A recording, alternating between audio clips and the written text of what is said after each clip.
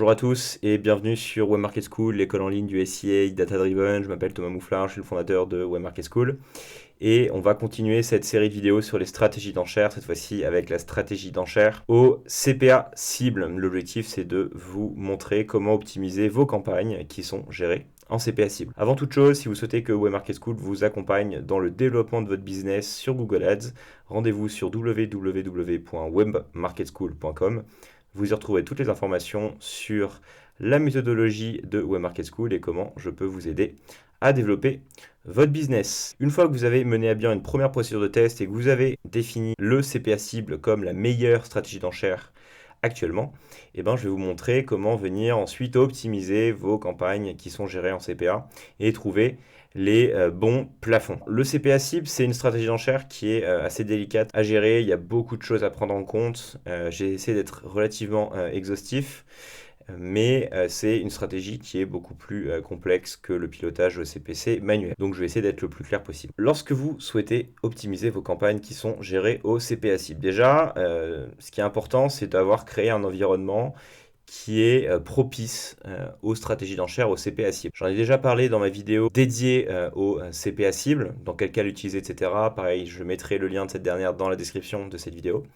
Mais de manière générale, très brièvement, il faut que lorsque vous avez un plafond défini, il faut qu'au moins votre budget journalier soit 3 à 5 fois supérieur de manière minimale au plafond que vous mettez. Donc par exemple, si vous avez un plafond à 33 euros comme c'est le cas ici, si vous avez des campagnes, un budget journalier à moins de 100 euros, le CPA va être sous-optimal pour vous parce que l'algorithme de Google ne disposera pas de suffisamment de marge de manœuvre pour correctement diffuser vos annonces et faire les calculs appropriés pour vous permettre d'atteindre le bon CPA. Donc ici, on a un budget journalier à 200 euros, donc on est grosso modo 6 fois supérieur au coût d'acquisition cible. Donc, on est bien. On va retrouver à peu près les mêmes KPI que sur la stratégie d'enchère au CPC manuel, à savoir donc évidemment les conversions, les coûts par conversion.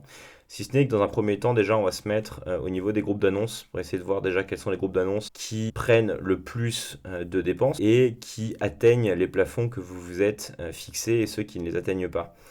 Donc en fait, on va remonter déjà un cran plus haut. On va pas être au niveau des mots-clés dès le début, on va être déjà au niveau des groupes d'annonces. Donc déjà, la première chose, ça va être d'identifier les mauvais élèves au niveau des ad groups. Donc tout cela, si vous voyez que vous avez des groupes d'annonces qui ont un volume de données suffisamment élevé et qui explosent les CPA, donc quand je dis explose, c'est qu'au moins qui ont des CPA 2 fois supérieurs à votre plafond, soit en fait vous les posez, parce que ce ne sera jamais des groupes d'annonces qui vont arriver à un plafond souhaité. Ou alors vous les sortez de votre campagne, vous créez une nouvelle campagne simplement avec ces groupes d'annonces-là, et vous changez de stratégie d'enchère, donc vous passez par exemple sur du CPC manuel, ou alors vous mettez un target CPA beaucoup plus bas, de manière à vraiment brider les campagnes, et essayer de voir si avec des plafonds beaucoup plus bas, vous arrivez à obtenir de meilleurs coûts d'acquisition. Ensuite, sur les top performers, donc ceux qui font le plus de conversions, donc ce groupe d'annonces-là, vous allez regarder à combien en termes de coût d'acquisition vous apparaissez. Et c'est là où ça devient plus intéressant. Donc là, on voit qu'on couvre complètement le marché. On a un taux d'impression de 99%.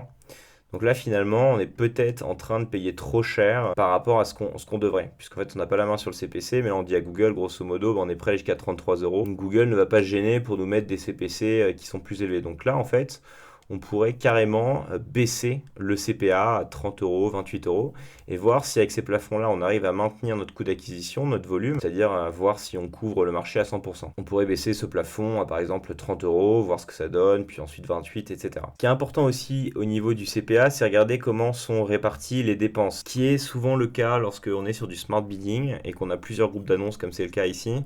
Parfois, on va avoir des groupes d'annonces en fait qui prennent la majorité des dépenses et qui en fait entre guillemets étranglent et étouffent d'autres groupes d'annonces qui pourtant ont des statistiques prometteuses. Alors ici, c'est pas forcément le cas parce qu'on voit que c'est assez homogène et en fait, on couvre tout le marché hein.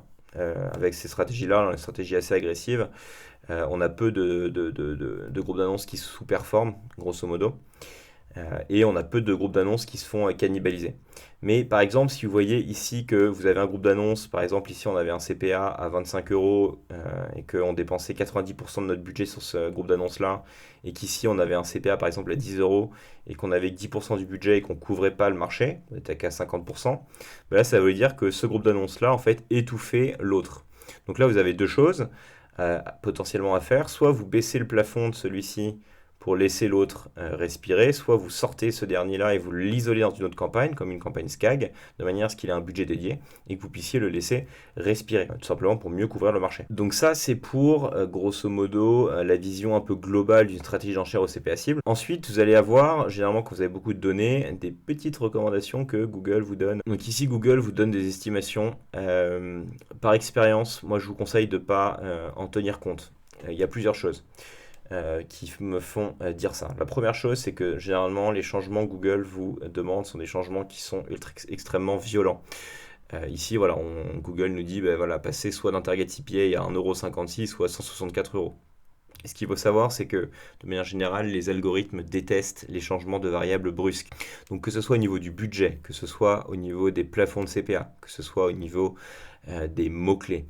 À chaque fois que vous allez faire des grands changements sur du smart bidding, vous allez avoir des grands changements au niveau des performances. Et donc, c'est pour ça que moi, je vous conseille de ne jamais écouter les estimations de Google parce que à chaque fois que vous allez venir changer ces plafonds-là, les changements de variables vont être trop élevés et grosso modo, l'algorithme va repartir à zéro et va repartir dans une phase d'apprentissage.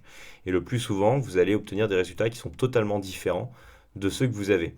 Alors parfois c'est pour le meilleur, mais le plus souvent malheureusement c'est pour le pire. Donc une des règles que je vous donne déjà avec le CPA, c'est que lorsque vous touchez au plafond, ne faites jamais varier vos plafonds de plus de 10%. Donc lorsque vous avez fait bouger, enfin lorsque vous avez démarré avec un plafond par exemple à 33 €, eh bien on ne va jamais faire varier un groupe d'annonces de plus de 10% sur ce plafond-là. Donc ici de plus de 37 ou grosso modo 29 € de CPA. Pourquoi? Parce que ça nous permet quand même de garder une certaine stabilité au niveau de l'algorithme, de ne pas avoir des changements de variables qui sont trop brusques et donc de ne pas réinitialiser ce dernier. C'est pareil au niveau des budgets, ne vous abusez pas à diviser par 2 votre budget. Si vous voulez scaler, pareil, si vous voyez que vous avez des bonnes performances et que vous voulez dépenser plus, ne doublez pas votre budget. Google souvent va vous proposer d'avoir des optimisations de budget à 3, 4, 5 fois ce que vous dépensez actuellement. À chaque fois que vous allez faire ça, automatiquement, vous allez repartir dans une phase d'apprentissage.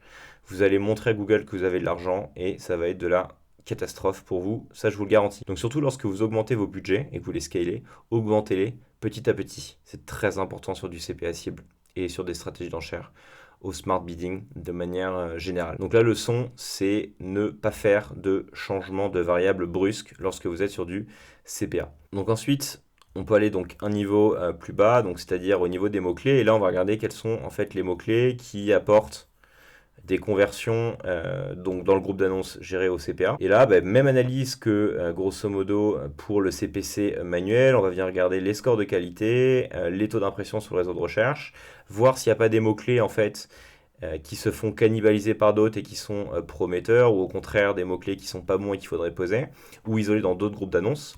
Et donc là, c'est à peu près la même procédure de test. Ici, on voit qu'on couvre grosso modo tout le marché, qu'on est à 10 sur 10 partout, donc là, il n'y a pas grand-chose à faire. Tout est correctement optimisé, donc finalement, les seules variables qu'on va avoir, c'est de venir jouer sur les targets CPA et s'assurer qu'on couvre en fait le marché de manière totale, puisque ici, les résultats sont très très bons. Donc ici, c'est assez intéressant parce que on voit que sur cette campagne-là, on a vraiment des groupes d'annonces qui sous-performent par rapport au plafond qu'on a envie d'avoir. Là, on est à 100 €, là, on est à 56, 67. Souvenez-vous de ce que je vous ai dit un petit peu plus tôt, lorsque on a des groupes d'annonces qui, en fait, ont des coûts d'acquisition 2 fois plus élevés, voire plus que le plafond souhaité, typiquement, le CPA, généralement, est pas bon. Et vous n'arriverez jamais à les faire descendre. Donc là, c'est parce qu'on a un ciblage qui est très très large. Donc avant de pivoter sur une autre stratégie d'enchère sur ces groupes d'annonces-là, il faut aller dans les termes de recherche, venir exclure tout ce qui potentiellement vient polluer la diffusion de vos annonces. Regardez si vous avez des bons scores de qualité, ce qui est le cas ici. On est excellent, on a des très bons scores de qualité, nos taux de clics sont super élevés, donc on sait que nos annonces sont bonnes, on sait que nos pages de destination sont bonnes, etc. Donc là, le problème, c'est une question de diffusion. Donc ici, il faut venir aller dans les termes de recherche, supprimer grosso modo tout ce qui nous coûte de l'argent et qui n'apporte aucune conversion. Donc en fait tout ça là, parce que de toute façon on est sur du large, donc on sait que le large cible mais de manière très large, donc il y a beaucoup de pollution. Donc là tout le travail d'édition de mots-clés est très important. Souvenez-vous de ma vidéo si vous ne l'avez pas consultée sur les 7 techniques pour faire baisser votre coût d'acquisition de manière facile. Et une fois que vous avez fait ce travail d'acquisition de mots-clés, si vous voyez que vos coûts d'acquisition sont toujours 2 fois supérieurs à votre plafond, c'est tout simplement que le CPA n'est pas fait pour ces mots-clés-là. Donc là, on va poser en fait les groupes d'annonces qui explosent les plafonds souhaités. Ça sert à rien de venir mettre des plafonds à 20, 15 euros parce que vous n'avez tout simplement pas diffusé. On va les sortir de la campagne de CPA. On va laisser simplement les groupes d'annonces qui, pour le coup, ont des bonnes perfs. Et on va venir prendre ces groupes d'annonces-là et changer de stratégie d'enchère. Ici, là, quand je vois de tels plafonds, donc là, je vais faire un travail d'édition de mots-clés assez important. Si je vois qu'on a toujours des coûts d'édition qui sont super élevés, bah, ça veut dire qu'en fait, on paye trop cher au clic. Et donc, bah, je vais venir sur une stratégie d'enchère au CPC manuel, par exemple, au CPC optimisé. Je vais mettre des CPC à 5 ou 6 centimes. Et on va voir si en ayant des CPC si faibles, ça me permet quand même de venir récupérer un peu le volume de conversion que j'avais, mais à des CPA beaucoup plus intéressants. Donc, c'est un peu un travail de fourmi. Mais gardez bien en tête cette règle de plafond de CPA.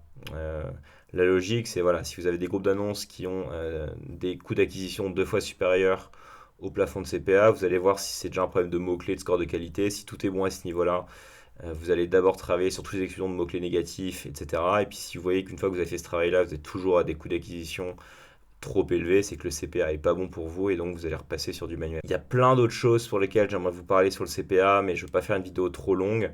Ce qu'il faut retenir de cette vidéo, c'est 3 choses. La première chose, construisez un environnement propice à une stratégie d'enchère au CPA cible. Donc, ayez un budget suffisant par rapport à vos plafonds, minimum 3 à 5 fois. Deuxièmement, lorsque vous optimisez vos plafonds de CPA, si vous touchez au plafond, aucun changement brusque, donc jamais plus de 10%, c'est très important, et ne jamais se fier aux recommandations de Google. Et troisièmement, avant de changer vos plafonds, regardez bien vos taux de couverture, vos scores de qualité, vos mots-clés, les types de correspondance, tous les listes de mots-clés négatifs, donc c'est toujours la même chose. Assurez-vous donc que c'est bien le CPA qui n'est pas bon et pas votre stratégie au niveau des mots-clés qui est pas bonne avant de venir toucher les différents plafonds de CPA. J'espère que cette vidéo vous a plu, vous permettra de mieux optimiser vos campagnes au CPA cible à l'avenir. Si c'est le cas, n'hésitez pas à partager, liker, commenter les vidéos, ça participe au bon développement de la chaîne et je vous en remercie. Comme toujours, si vous souhaitez que Webmarket School vous accompagne dans le développement de votre business grâce au SEA, rendez-vous sur www.webmarketschool.com. N'oubliez pas également de vous abonner à la chaîne pour ne manquer aucune des prochaines vidéos. Voilà, j'espère que cette vidéo vous a plu et quant à moi, je vous souhaite une très bonne optimisation de vos campagnes Google Ads et je vous dis à très bientôt sur la chaîne. Au revoir à tous.